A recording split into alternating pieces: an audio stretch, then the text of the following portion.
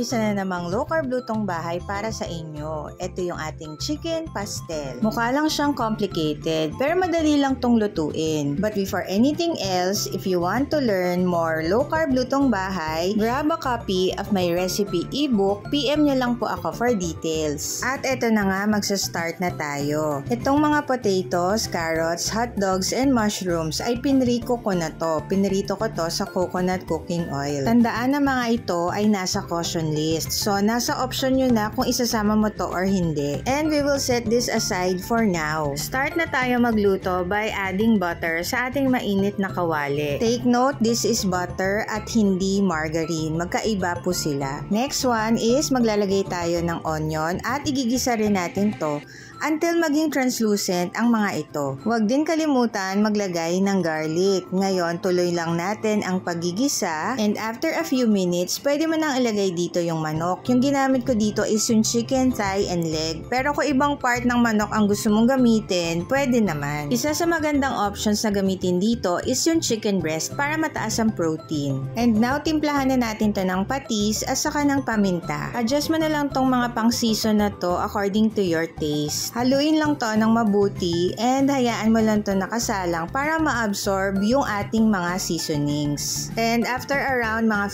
5 to 7 minutes, pwede ka nang maglagay ng water. And now, hayaan ulit natin to nakasalang mga around 15 minutes. Kailangan natin masigurado na yung meat ng manok, lalo na dito sa leg and thigh, ay lutong-luto hanggang buto. Tapos i-add na natin yung na-pre-cook na natin na mga patatas. Tapos isunod na natin yung mga carrots. At yung huling pinre-cook natin yung mga hot dogs and mushrooms. Maglalagay din ako ng green and red bell peppers. And ang gagawin natin ngayon, haluin natin to ng mabuti at naglagay pa ako ng konting water para medyo lumambot pa yung ating mga gulay. At finally, yung ating all-purpose cream para doon sa ating sauce na creamy. Make sure to mix everything well at ngayon, maglalagay na tayo ng coconut aminos. Ito yung ating pamalit sa traditional na soy sauce. And finally, pwede mo pa tong timplahan ng salt and pepper and i-adjust mo na lang to according sa iyong panlasa. Hayaan lang tong nakasalang hanggang sa yung ating sauce ay maging creamy na siya. At eto na nga